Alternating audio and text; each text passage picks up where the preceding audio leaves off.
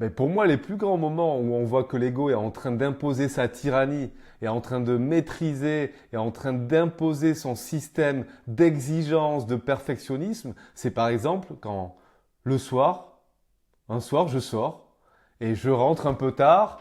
Et là, je commence à me juger, à me dire, t'aurais pas dû sortir, t'aurais pas dû boire autant de verres de vin, t'aurais pas dû rigoler de cette manière, t'aurais pas dû parler de ces sujets, t'aurais pas dû te laisser aller de cette façon, t'aurais pas dû parler avec tous ces gens, raconter ces histoires, peut-être te mettre à nu. Et je vois que ça, c'est par exemple l'ego qui est là, derrière, qui est en train de juger, qui est en train de se dire, de me faire dire, de me culpabiliser en disant, waouh, c'est pas bien.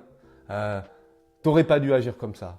Euh, une bonne personne, elle fait pas ça. Une bonne personne qui prend soin d'elle, qui fait de la méditation, elle n'a pas le droit de sortir tard, elle n'a pas le droit de faire des conneries.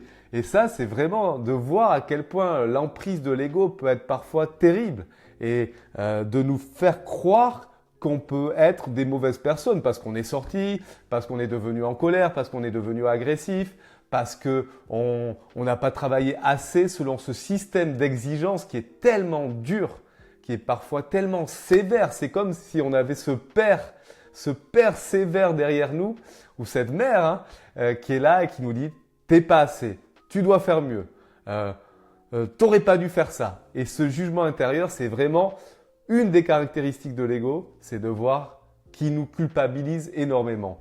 Donc effectivement, dès que je vois, dès que vous sentez que vous vous culpabilisez, que vous vous jugez, que vous vous critiquez, ça c'est l'ego qui est à l'œuvre. C'est quoi l'ego? Est-ce que tu peux l'expliquer? Est-ce que tu peux lui donner une définition? On en parle tout le temps. On le définit assez rarement. Pour toi, c'est quoi? Comment tu le définis, l'ego? Alors l'ego, selon ce que j'ai appris, pour moi c'est vraiment cet héritage de ce système de croyances dont nous avons hérité de par nos conditionnements, de par notre éducation. Tout un système de croyances qui nous fait dire, pour être une bonne personne, je dois faire ci. Pour être un bon père, un bon frère, un bon ami, un bon fils, je dois agir d'une certaine manière. C'est vraiment tout ce qu'on a compris, toutes ces injonctions, tout ce système de croyances héritées depuis l'enfance, qu'on porte en nous, dans notre mental. Et en fait, toute la vie, suite à avoir vécu des expériences petites, pour mériter de l'amour, pour être digne d'amour, par exemple, je dois être une personne, un petit enfant gentil, bien poli, qui travaille bien à l'école, qui répond bien à sa maman, qui mange bien, qui se tient bien à table, comme ça mes parents vont m'aimer. Et c'est toutes ces choses qu'on a appris depuis petit et qu'on répète maintenant dans le présent. Et c'est-à-dire que tu vas avoir une personne, par exemple, que tu n'as jamais rencontrée, et là, tu vas te dire, tiens, il faut que je sois poli avec elle. C'est ce il faut que pour être une bonne personne. Donc, c'est vraiment ce qui se passe au niveau de notre centre intellectuel, au niveau de notre mental. C'est toutes ces valeurs, toutes ces croyances dont on est hérité et qui nous font dire que pour mériter de l'amour, pour être une bonne personne, je dois me comporter d'une certaine manière. C'est tout ce système de croyances et Lise Bourbeau le décrit, moi j'aime beaucoup, comme une excroissance du corps mental, du mental. C'est-à-dire que ce sont que des manières, des concepts, un prisme d'envisager la réalité. Et on en est comme prisonnier. Il y a beaucoup de choses qui sont très utiles et on voit que vraiment ça peut nous servir. Et c'est même, ça peut être des valeurs importantes. Moi, je décide d'être une personne qui est plutôt aimable, qui est plutôt généreuse. Ok, ça c'est mes préférences. Mais parfois, je peux tomber sous le joug de l'emprise de la colère. Je reste un être humain. Et ça devient problématique quand on commence à se dire, j'aurais jamais dû être en colère, j'aurais jamais dû dire ça, faire ça, envoyer cet email où j'ai expliqué à cette personne qu'elle aurait jamais dû agir de cette manière. Et c'est là qu'on commence à se juger, qu'on voit qu'on ne s'accepte pas dans notre humanité. Et là, on est sous l'emprise de notre ego, qui est cette règle, toutes ces règles, ce système de règles et de croyances héritées du passé. Parce que tu disais juste avant que ça a quand même un rôle, l'ego. Ça sert aussi à quelque chose. Et finalement, c'est pas toujours un problème. Dans quel cas, il a un rôle important et il peut nous servir? Effectivement, l'ego, on comprend qu'il s'est mis en place, c'est nous qui l'avons construit. C'est nous qui lui avons permis d'être là et au départ, il avait une super bonne intention. C'est-à-dire que toi, tu es le gamin qu'on a été, tu sais, dans son naturel, spontané, qui rigole, qui a envie de danser, qui a envie de courir, qui a envie d'aller chercher des fleurs, jouer avec les papillons, qui a envie d'être dans sa mini voiture, de faire des bêtises avec son frère, de sauter dans l'eau, tout ce qu'on a aimé spontanément, petit. Et on a vu que quand on se comportait d'une certaine manière, nos parents nous disaient non mais attends, là c'est l'heure de manger, maintenant vous vous calmez les enfants. Vous devez être à table des personnes qui se tiennent droit, qui se tiennent bien, qui tiennent leur fourchette du côté gauche. Et tout ça, on a vu que ça nous coupait dans notre spontanéité. Et ça arrivait tout simplement par le fait que si on faisait ça, si on répondait à ce que nous demandaient nos parents, ils allaient nous donner de l'amour. Là, on serait des bons petits garçons. Ah, je suis un bon petit gars là. Là, maman, elle va m'aimer. Là, papa, il va me reconnaître. Je vais avoir de l'amour, de l'appréciation. Et donc, là, j'ai compris petit, très vite. On est très intelligent, on est très vif petit. Et j'ai compris que, waouh, si je veux être aimé par maman, il faut que j'arrête de me tenir mal à table, de jouer, de rigoler. Il faut que je sois à l'heure, il faut que je me tienne bien. Et là, c'est l'ego, en fait. C'est cette règle dans ma tête que je m'impose qui me fait dire, Antoine, regarde, arrête de faire n'importe quoi, de sauter dans la boue, dans les flaques, de t'amuser, de ramasser n'importe quoi par terre, ces cailloux, de trouer tes poches, de rentrer de l'école en t'étant disputé avec tes amis, tout ébouriffé, peu importe. Et qui me dit dans la voix, si tu veux être aimé par papa et maman, il faut que tu sois une personne sage, qui te comporte bien, qui soit poli, avec la vieille mamie qui a de la moustache, qui pique, il faut aller lui faire la bise, sinon tu seras jamais aimé par cette dame et par tes parents derrière. Donc, il y a toutes ces injonctions qu'on a retenues depuis petit et qui font qu'aujourd'hui, on a perdu notre naturel et on se retrouve même à un certain âge, à 30, 40, 50 ans, soumis à tout un aléa de règles. Et on est dans une rigidité extrême, une exigence extrême, jusqu'à un perfectionnisme forcené et qui nous coupe vraiment de notre élan, de notre spontanéité. Ouais, je me réveille le matin et là on le voit, moi je le vois en ce moment avec tout ce qui se passe.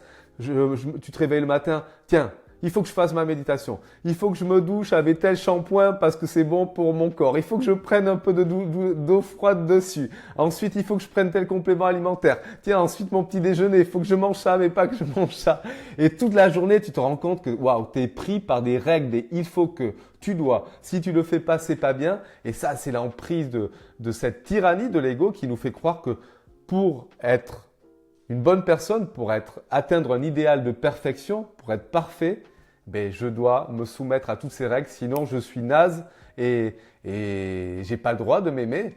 Et on soumet notre valeur, notre appréciation envers nous-mêmes, envers toute une série de règles et on tombe vite dans bonne personne, mauvaise personne.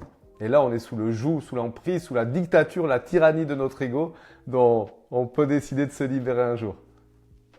Justement, moi, la question que je me pose quand j'entends ça, c'est comment on s'en libère? Comment on se dit, parce que quelque part, si on fait pas les choses qu'on doit faire, on se le reproche, en même temps, on doit quand même les faire.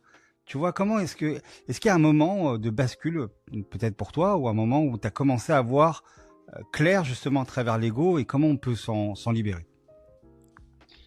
Alors, ce que j'ai envie de te répondre là, tout d'abord, c'est que en soi, avoir un système de croyance, c'est pas mauvais, c'est très utile. On vit dans des sociétés où heureusement qu'il y a des règles. Maintenant, reste à savoir si, comme je te le disais tout à l'heure, ces règles que je vais appliquer, je les fais déjà par amour pour moi et pas parce que je dois les faire pour être une bonne personne. Ce matin, je me lève, je vais prendre une douche froide, je le fais par amour parce que je sais que ça va me faire du bien. Si ce matin, ça va pas, je suis fatigué et je prends pas ma douche froide, je vais pas me fouetter, je vais pas me punir, me juger. Je sais que je vais essayer de répondre à un système de valeurs. Si je peux être une personne plutôt aimable, plutôt sympathique, avec les personnes que je connais pas, je vais faire au mieux. Maintenant, si je suis énervé, en colère, peut-être je serai plus renfermé. Et pour ça, j'essaierai de pas me juger. Parce que l'ego, il nous fait croire que je dois être d'une certaine manière pour être digne d'amour. Donc déjà, c'est arriver à comprendre que je peux avoir un système auquel il est important pour moi de répondre, mais que ça glisse pas dans l'exigence, dans l'insatisfaction extrême, dans une forme de, comme je te disais, de tyrannie si j'y réponds pas.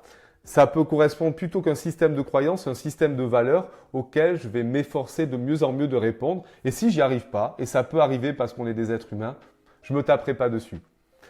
Et comment se détacher de ça? Ben ça, je vais te répondre comme je le dis dans la plupart de nos entretiens ou de ces épisodes, c'est que on peut changer que ce dont on est conscient. Et la première étape, c'est quoi? C'est de devenir conscient.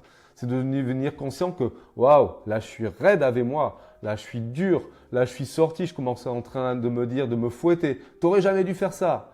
Réveille-toi, dépêche-toi, va faire du sport, va commencer à travailler pour rattraper le temps que tu as perdu. Tu vois, toute cette dureté qu'on peut avoir envers nous-mêmes et de voir que ça aussi, cette exigence, ce perfectionnisme, de voir que ça crée des tensions, de voir que pour être bien, je suis obligé de faire 1 heure, 2 heures de sport, que je dois travailler 10 heures, que je dois me forcer à être aimable, à être gentil, que si je l'ai pas fait, je m'en veux, je me juge, je me culpabilise.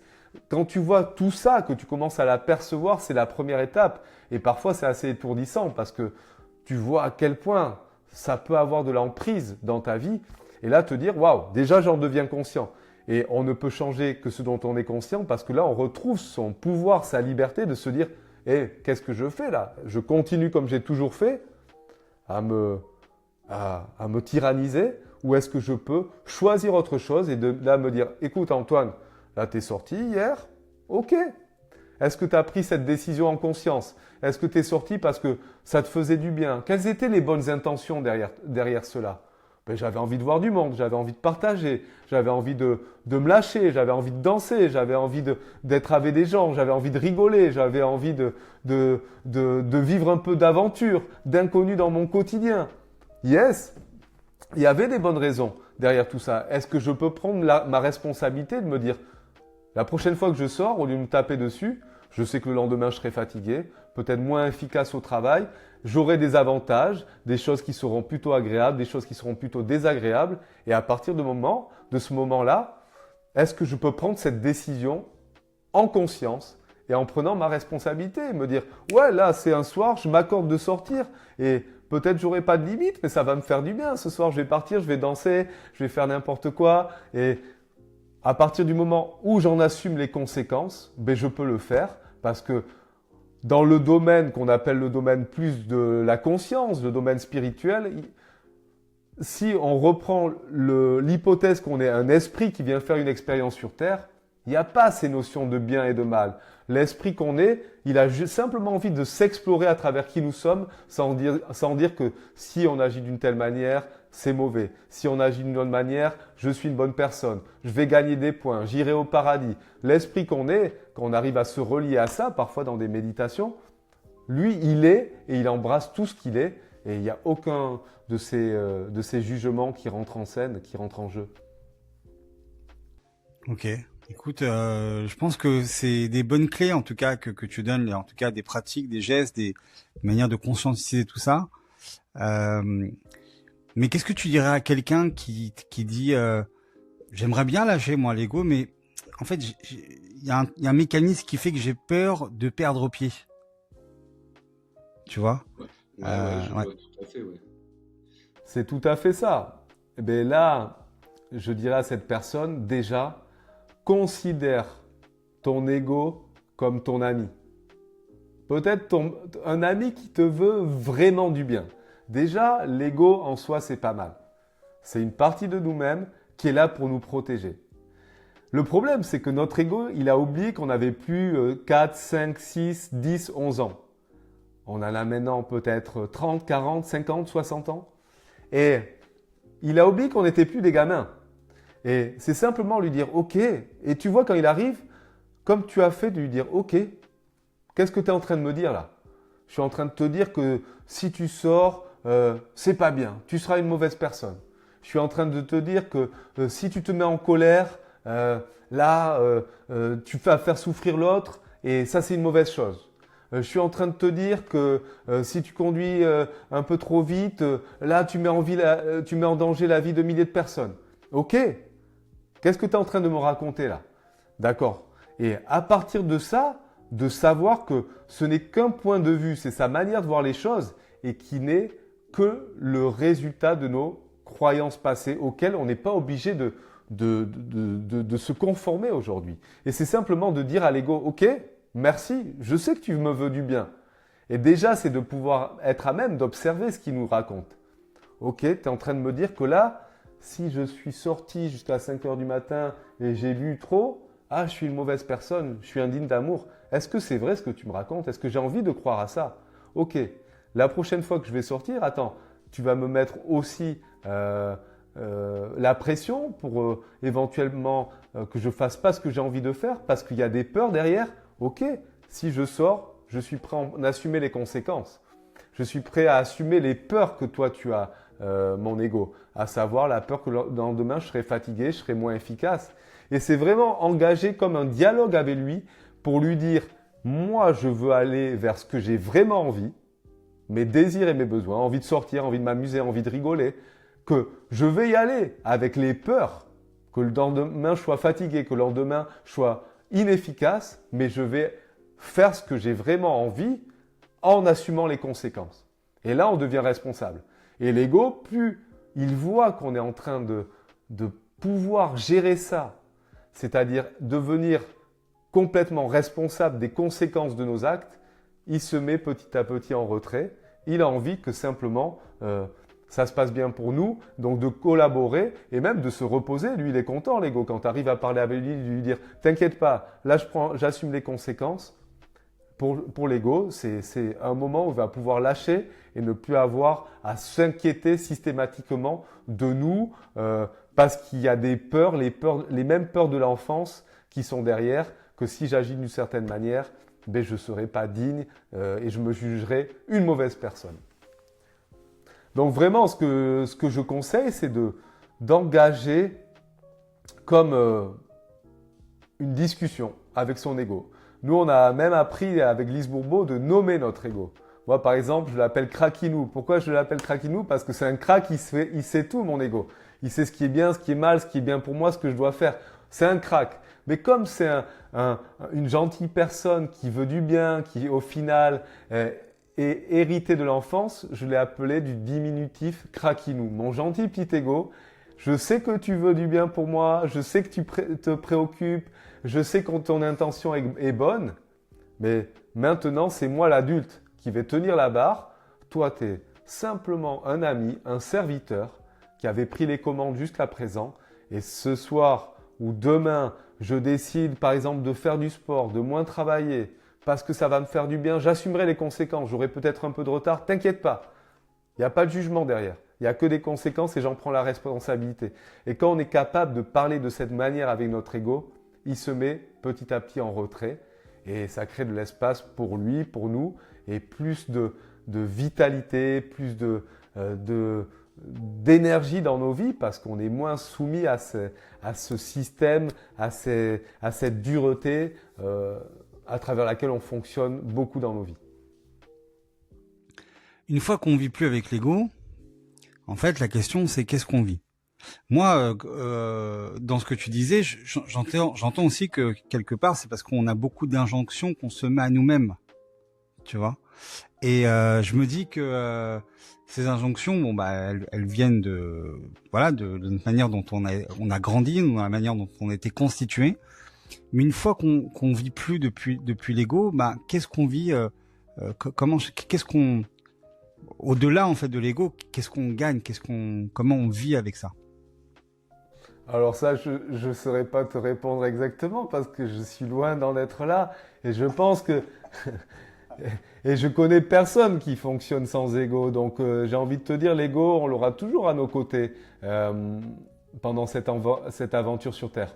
L'ego, c'est simplement une partie de nous et comme on a des peurs, comme on a des colères, comme on a de la culpabilité, comme on a de l'anxiété, comme on a parfois de la tristesse, de la joie, ce sont simplement des parties de nous. Et le tout, c'est de se dire, est-ce que je peux devenir le maître en moi et le mettre à la juste place? tout simplement. Et l'ego, ça peut devenir simplement un formidable ami, un formidable serviteur, comme je te le disais, en l'écoutant. Tiens, tu es en train de me dire quoi? Ok, c'est ta manière de voir les choses. Toi, tu es en train de me raconter que là, si je me comporte de cette manière, je suis une mauvaise personne. Tiens, ok, pourquoi tu me racontes ça? D'accord, ça vient de mon enfance. Est-ce que j'ai envie de continuer à croire à ça maintenant? Qu'est-ce que je décide? Donc, on a vraiment la moyen d'engager et de mettre en place une relation très saine avec lui et de le mettre à la juste place. Mais ce qui se passe, effectivement, pour un peu mieux répondre à ta question, c'est que lorsqu'on sort de tout ce système de « il faut que… » et on voit, hein, moi je regarde les gens et je suis aussi beaucoup comme ça et je l'ai été encore plus et je commence un peu à trouver des espaces de plus de liberté dans ma vie. On voit que la plupart des gens, ils fonctionnent comme ça, du soir au matin, tu vois. Là, je me réveille, il faut que je fasse déjeuner mes enfants. Là, je me dépêche pour aller au boulot. Il faut que je rentre ce travail. Il faut que je sois gentil pendant cette réunion. Il faut que je mange bio. Il faut que je mange sain. Il faut qu'ensuite, je rende mon rapport. Il faut que j'aille faire de l'exercice. Il faut qu'ensuite, je me fasse un dîner équilibré. Il faut que je lise un livre. Il faut que je regarde une bonne série. Et toute la vie comme ça, tac, du soir au matin, c'est une série d'exigences. Ce qui se passe, ce qui se passe pour moi, c'est que quand je sors de plus en plus de ces injonctions, là par exemple de me dire waouh, t'es nul, t'es en train de trouver tes mots, de chercher tes mots, de me dire waouh, ben écoute, ça peut m'arriver. Je suis un être humain et parfois je peux bafouiller, parfois peux dire une connerie, parfois.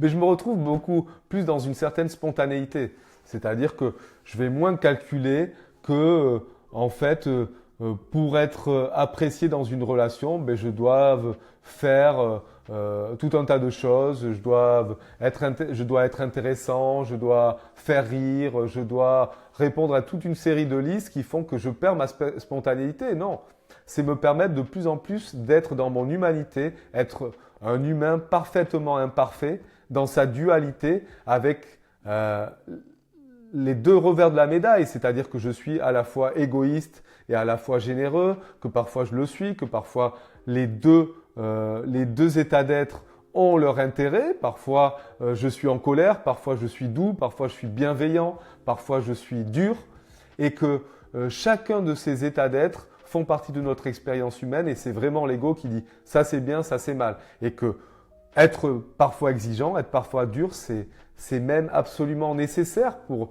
marquer notre espace, pour marquer notre territoire, pour pouvoir partager et aussi aller vers nos désirs et nos besoins quand on ne sait pas faire autrement. Donc, c'est de se rappeler que tout est intéressant et que je peux me permettre de tout expérimenter à partir du moment où j'en assume les conséquences. Et donc, de retrouver beaucoup plus de liberté, de spontanéité, beaucoup moins de jugement intérieur et de s'accueillir plus comme un être humain qui vit tout ça et qui l'accepte. Est-ce qu'on peut être spirituel et complètement piégé par son ego? Est-ce que c'est possible ça? C'est très difficile de te répondre à ça. Pour moi, on est tous spirituels. Moi, je considère qu'on est tous… Voyons, c'est intéressant comme façon de voir les choses. Je te remercie pour ta question. Mais par exemple, attends, j'aimerais répondre à ça parce que tu as dit un truc très important. Pour moi, on est tous spirituels. Pourquoi? Parce qu'on est tous des esprits qui venons faire une expérience sur Terre. Donc, on a tous cette partie spirituelle. Et on a tous cette partie qui est notre personnalité quand on est sur Terre, c'est-à-dire cette personne que je suis, persona en grec c'est le masque, Antoine qui est là, qui est le fruit de son éducation, qui se présente d'une certaine manière, qui a un système de valeurs et qui est ce dont on a appris, ce qu'on a appris lorsqu'on est arrivé sur Terre, dans nos familles, dans nos sociétés.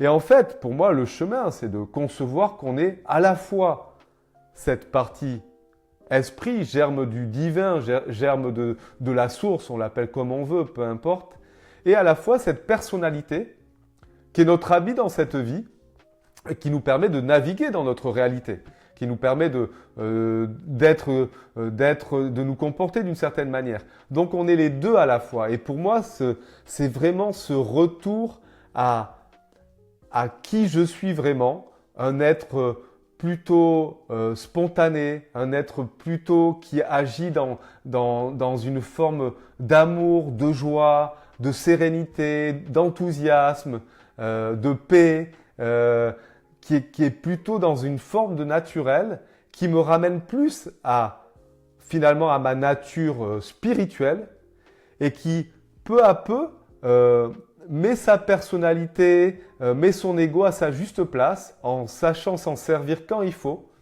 et de manière générale en étant beaucoup plus une personne qui vit cette nature, un peu ce naturel qu'ont les enfants qu'on avait petits, qu'on a perdu et en le mettant vraiment au bon endroit, au bon moment, en sachant que parfois on est obligé d'être dans notre ego et qu'on l'est même très souvent.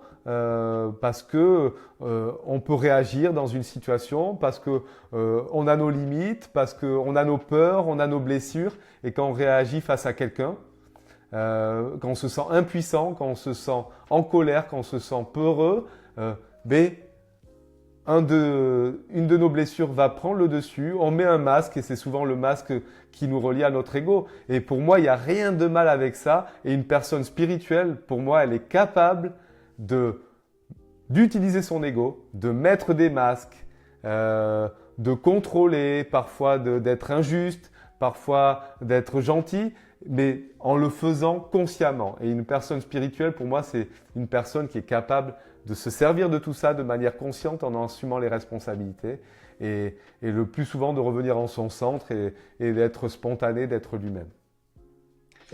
En fait, c'est intéressant, je trouve, l'idée des masques. Pour toi, c'était quoi ton masque principal dans ta vie? Quel personnage, en fait, tu jouais avant? Comment voilà, est-ce que tu étais plutôt, je sais pas, le mec fort, le gentil, le performant, le maître spirituel? Comment tu te positionnais avec ça, en fait? Voilà, ça m'intéresserait de savoir ça. Ouais, ben c'est très intéressant. Moi, comme tu le sais, j'ai suivi pas mal d'enseignements et un des enseignements que j'ai suivis de Lise Bourbeau nous parle de 5 masques. Tu as le fuyant, le dépendant, le contrôlant et le rigide. Et tu as un 5e masque qui est moins présent chez... Ces 4 masques, on les a tous et tu en as un 5e qui est le masque de la blessure d'humiliation, qui est le masochiste. J'avais du mal à le trouver. Et bon, tout ça pour te dire que ces 4 masques qui caractérisent vraiment la nature humaine, la nature de chaque ego, de chaque personne. Et moi, je me suis beaucoup vu pendant longtemps dans le fuyant. Le fuyant, c'est celui qui est plutôt, qui se met en retrait, qui a du mal à s'affirmer, qui est plutôt en train de faire des plans sur la comète, qui est plutôt dans les rêves que plutôt dans la réalité. Et qui a tendance à fuir les situations, qui a tendance à avoir du mal à se faire regarder, qui a du mal à ce que les autres le regardent parler, qui essaye plutôt de s'effacer dans ses relations, qui a du mal à s'affirmer en fait. Et ça, je me suis beaucoup vu dans ça et j'ai des parties et des moments dans ma vie où je suis encore tout à fait dans ça. Mais maintenant, quand je le suis, c'est différent parce que j'essaie vraiment de m'accueillir là-dedans parce que je vois qu'il y a la peur d'être nul, la peur d'être sans valeur, la peur, toutes ces peurs qui sont en moi et qui m'amènent parfois à endosser ce masque. Un des masques que je vois vraiment aussi, c'est le masque du rigide. Le rigide, c'est on parlait de celui qui veut être parfait pour être digne d'amour. Alors le rigide, il s'est donné comme idéal, c'était souvent un fuyant et qui un jour s'est dit, attends, je vais me donner un idéal très élevé d'être une personne parfaite, parce que si je suis parfait, là j'aurai l'amour de mes parents et de tout le monde. Alors le rigide, il faut qu'il réussisse tout, il fait très bien ses tâches, que ce soit son travail, l'éducation de ses enfants, les tâches ménagères, le sport, les compléments alimentaires, c'est celui dont je parlais tout à l'heure, qui a toute une liste pour être vraiment parfait. Parce que si je suis parfait, waouh, là, vraiment, je suis une bonne personne et je mérite l'amour des autres et je peux m'aimer.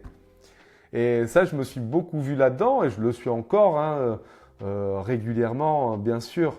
Mais là, un peu la différence, c'est que j'apprends à m'aimer et à voir qu'encore une fois, C'est cette peur d'être imparfait et si je suis pas parfait, une partie de moi, mon ego est convaincu que j'aurai pas l'amour. Donc moi, j'apprends vraiment à m'aimer comme je suis, à pouvoir me dire, Antoine, même si là, tu as été insolent, même si là, tu as dit une connerie, même si là, t'es sorti, même si là, en voiture, t'as doublé ce gars et ça l'a mis dans un état pas possible, même si là, tu t'es faufilé en scooter, même si là, t'as parlé à cette personne et t'as été vraiment pas gentil.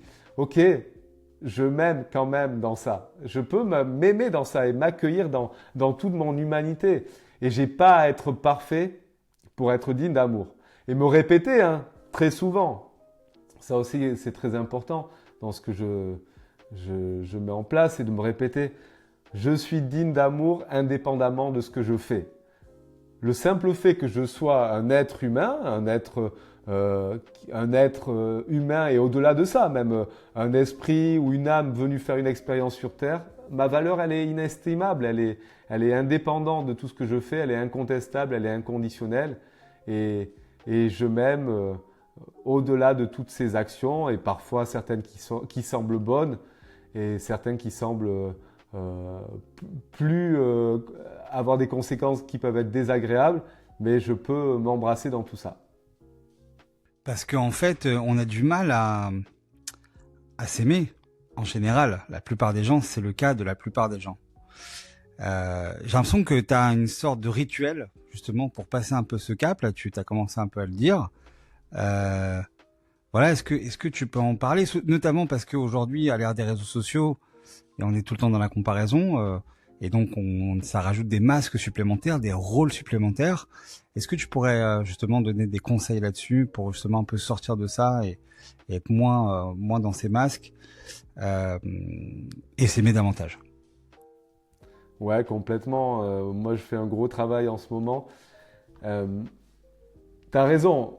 La plupart des gens, même la grande majorité des gens ne s'aiment pas véritablement. S'aimer véritablement, c'est aimer toutes les belles choses que nous avons en nous. Ça, c'est facile, hein. Quand on nous a appris, ouais, je suis performant, je réussis. Dans mon cas, par exemple, je réussis, je suis intéressant, je donne des conférences, tout ça. Je traite des sujets d'intérêt, où je fais rire, où je gagne bien ma vie. Bon, ça, c'est facile. Quand ça marche, c'est facile de s'aimer. Mais s'aimer véritablement, c'est aimer aussi quand je suis inintéressant, que j'échoue, que je me mets en colère, que je réagis, que ce soir, j'avais pas envie de parler dans un groupe et je me suis mis en retrait, que ce soir j'ai dit une connerie ou j'ai pu me tromper. C'est s'aimer aussi dans ça et ça, c'est très très dur. Et en fait, moi, ce que j'ai appris et qui m'aide énormément, c'est que ce qu'on déteste vraiment chez nous, c'est ce qu'on a détesté de nos parents. En général, tu vois, moi, un état d'être qui est très dur pour moi d'accepter, c'est l'agressivité. Et petit, j'ai vu mon père qui pouvait être très agressif et ça, je lui en ai beaucoup voulu. J'ai vu que ça pouvait générer de la souffrance. Et moi, il y a certaines choses que j'ai vues chez mon père ou chez ma mère et ça m'a fait souffrir petit. Et donc, aujourd'hui, je répète inconsciemment ces mêmes états d'être, ces mêmes comportements. Et quand je le fais, je me déteste. Parce que petit, ça a généré de la souffrance. Et une des grandes manières d'avancer, pour moi, que j'ai découvert récemment et qui me fait faire vraiment, j'ai l'impression, des très beaux pas dans l'amour de moi-même, c'est de faire une liste et de me dire, tiens, là, je supporte pas quand je suis agressif. Je supporte pas quand je suis irresponsable. Parce que je l'ai pas aimé de mes parents petits. Je supporte pas quand je suis égoïste. Ok. Donc, je me fais une petite liste comme ça, des choses qui sont pour moi insupportables. Je me dis, Antoine, quand tu es comme ça, je te hais. Et ça va, inconsciemment, c'est comme ça qu'on fonctionne. Hein. On s'en rend pas compte, mais c'est comme ça qu'on fonctionne. Et ça, c'est l'ego qui nous dit, si tu es comme ça, tu es haïssable, tu mérites pas l'amour. Ok. Et là, je vais prendre cette liste et je vais voir que, par exemple, j'ai travaillé il y a quelques jours sur l'agressivité. qu'est-ce qui se passe quand je suis agressif? Que cet état d'être prend le dessus en moi?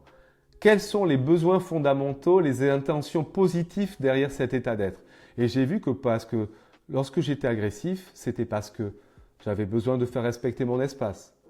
J'avais besoin de communiquer mes besoins et ce qui était important pour moi et que je ne savais pas le faire autrement.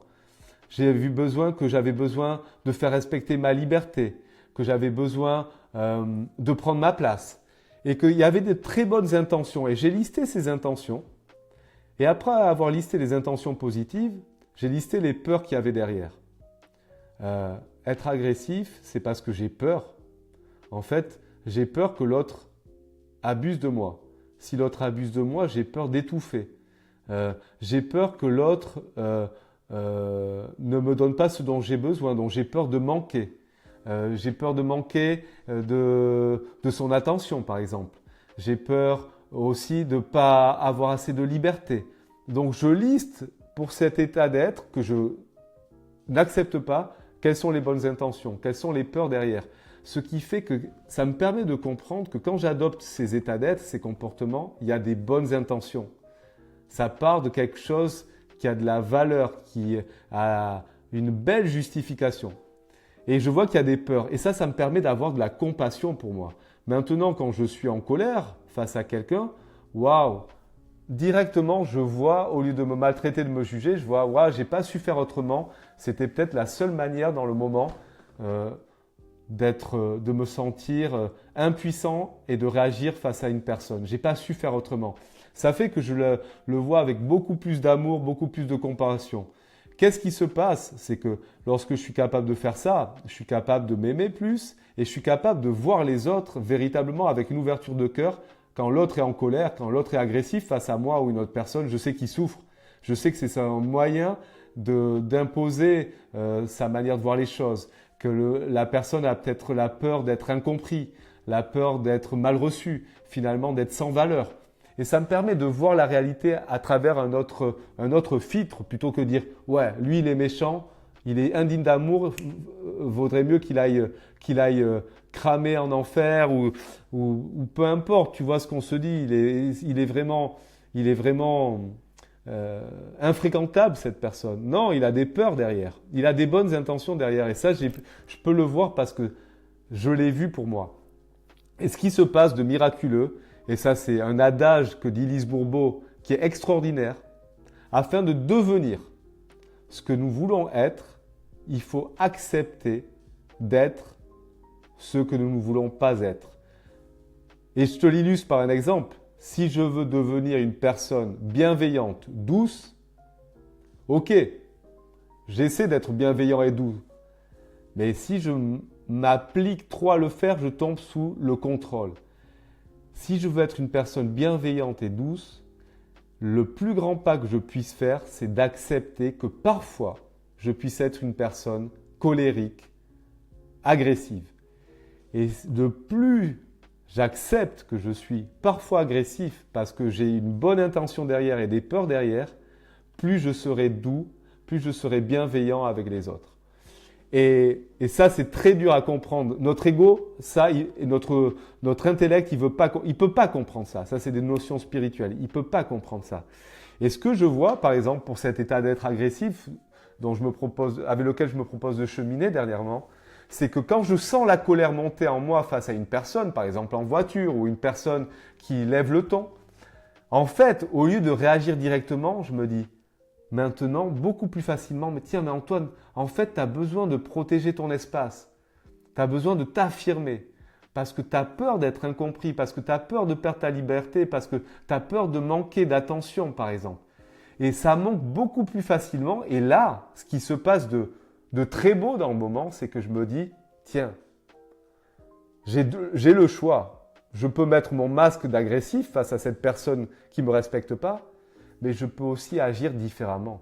Et là, je reprends mon pouvoir, je reprends ma liberté de me dire, tiens, je vois que j'ai en face une personne qui m'exprime sa manière d'être, qui agit d'une certaine manière. Je peux peut-être, au lieu de mettre mon masque agressif, lui faire comprendre ou communiquer que que moi, j'ai un autre point de vue. Je peux même lui dire que sa manière de l'exprimer, ça génère du doute, de la peur. Je peux être authentique. Et là, je suis en train d'agir en connaissance de cause, en respectant mes intentions et mes besoins primaires, à savoir m'affirmer, mais je peux le faire d'une autre manière.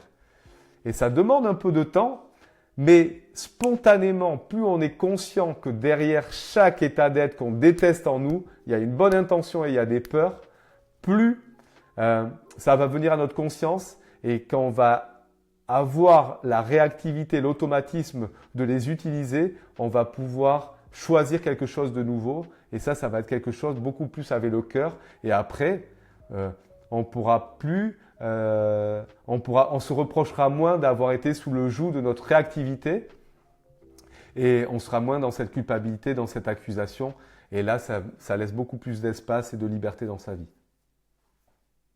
Est-ce que quand tu repenses à ça, en fait, quelle a été pour toi peut-être la personne ou l'exemple ou est-ce qu'il y a une personne comme ça que tu as rencontrée qui est passée par exemple de quelqu'un de très nerveux à quelqu'un qui a réussi à contrôler? Parce qu'en fait, dans la nervosité, dans la colère, souvent il y a des choses que ce que l'autre nous dit nous active.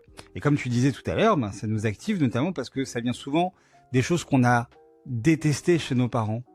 Est-ce que t'as eu, toi, déjà, par exemple, t'as vu, parce que t'as quand même formé beaucoup de monde, est-ce que t'as vu des changements assez bluffants de cet ordre-là? Oui, j'ai vu beaucoup de gens se transformer, des gens changer. Et tu as parlé de quelque chose d'important. Au départ, moi, j'ai beaucoup travaillé dans cette direction et j'ai vu qu'il y avait aussi des limites. J'ai vu que par exemple, pour éviter d'être une mauvaise personne parce que je me jugeais mauvais et de me mettre en colère ou une personne qui est plus, on va dire, égoïste ou une personne qui pense à soi, de voir des personnes qui se jugeaient vraiment dans ça et qui ont instauré au départ comme des intentions très fortes de devenir une personne, par exemple, plus généreuse, une personne plus à même d'écouter les autres. Et les gros progrès que j'ai vus chez les gens, c'est quand ils posaient cette intention, donc je vais être une personne qui écoute mieux, qui donne plus d'attention aux autres, plutôt que de penser qu'à ma gueule, plutôt que quand j'écoute les autres, de déjà préparer la réponse, et de poser une intention claire, de se proposer de le faire, mais sans que ça soit dans le contrôle. Et le problème, il vient de là. Et je parlais avec une amie récemment qui me citait l'exemple d'une personne qui était une personne qui était très dans la pensée positive et qui avait été, je crois, mordue par un serpent et qui avait été atteinte de la rage ou par un animal, je sais plus. Et cette personne, rien que par la pensée positive, pendant, je crois que c'est une quinzaine d'années, en se répétant « ça va, mon corps ne réagira pas ». Je tomberai pas malade en se bastonnant de pensées positives, elle avait réussi à pas être contaminée pendant une dizaine, une quinzaine, une vingtaine d'années. Et elle le faisait sous le joug en se contrôlant. C'est-à-dire que vraiment, elle se disait tous les jours, je me répète ça, je me mettrai pas en colère contre les autres pour pas justement affaiblir mon corps, affaiblir mon esprit. Je vais vraiment rester centré. Et cette personne, pendant des années, elle a réussi à tenir ça, mais ça a été en se l'imposant. Et un jour, cette personne, dans une conversation ou face à un membre de sa famille, je ne sais plus exactement dans quelles circonstances, elle tombe sous le joug de la colère, de la réactivité, et là, elle pète complètement les plombs. C'était vraiment ce qu'elle avait accumulé depuis des années de par le fait qu'elle se soit contrôlée. Et cette personne, d'après ce que on m'a raconté, dans les 48 heures, elle est morte. Parce qu'elle a été tellement prise sous l'emprise de ces substances chimiques, de s'accuser, de se juger, de ce contrôle qu'elle s'était imposé à elle, que ça a été tellement violent qu'elle en est morte. Donc tout ça pour te dire que aujourd'hui, les plus grands pas, les plus grandes libérations, les plus grandes réalisations intérieures que je vois chez les gens, c'est quand, ok, ils se donnent pour objectif d'être une personne qui est à même d'écouter les autres, d'être empathique, mais en se permettant aussi d'avoir une partie qui parfois ne peut pas écouter, parfois a besoin d'être égoïste pour se régénérer, pour prendre soin de ses besoins. Et quand on est capable de faire ça, on va revenir beaucoup plus ouvert, beaucoup plus disponible aux autres. Donc c'est toujours trouver ce juste équilibre et en acceptant qu'on ait aussi des parties de nous qui soient faites de ça, de cette réactivité, de ce cerveau limbique, de cette animalité qui au départ est là pour nous protéger. Et c'est vraiment se donner le droit d'avoir ça.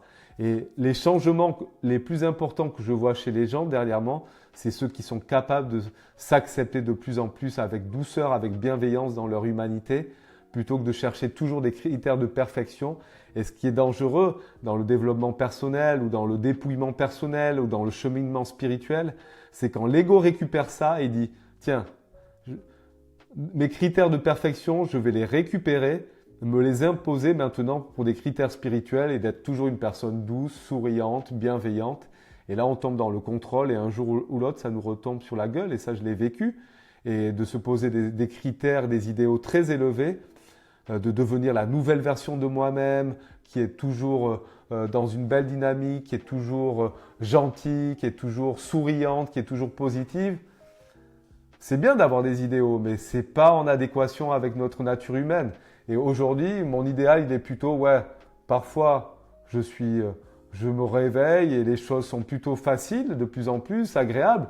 Mais parfois, je me réveille, j'ai pas envie de me réveiller, j'ai pas envie de sortir du lit. Je suis frustré parce que ma journée, elle va être chargée ou parce que hier, j'ai eu une dispute avec un ami. Voilà, toutes ces choses qui font la vie. Et je m'accepte simplement comme un être humain qui expérimente ces différents états d'être sans me juger et en m'accueillant dans simplement avec humilité pour ma nature humaine et avec amour et compassion le plus possible.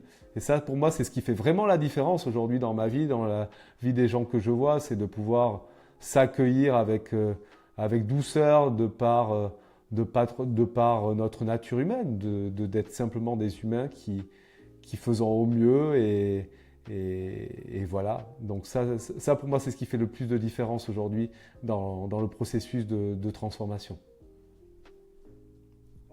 Écoute, je pense qu'on a fait un petit tour qui était pas mal là. Ouais, en fait, il y a un sujet que j'aimerais beaucoup développer avec toi, pas là, mais parce qu'en fait, tu parlais de développement personnel qui est beaucoup dans l'injonction. J'ai lu récemment donc un livre de Julia de Funès, je sais pas si tu vois qui c'est, donc qui a écrit un bouquin qui s'appelle Le développement impersonnel et justement qui est vraiment sur cette idée d'injonction qu'on nous a un peu bassiné depuis les années 2010, on va dire. Et sur lequel en fait, comme tu dis, en fait, ces injonctions elles fonctionnent pas parce que il faut être plus, il faut être dans l'amour de soi et accepter que aujourd'hui on n'a pas envie de se lever, on n'a pas envie de faire ceci, on n'a pas envie de faire cela, et voilà. Enfin, c'est un sujet, je pense que c'est un bon sujet, tu vois, qu'on pourrait développer quoi. Complètement. Voilà. Ouais. Et là, je te réponds ou pas? Moi, j'aurais tendance à vouloir faire un podcast entier dessus, mais je sais pas, on en discute, Antoine.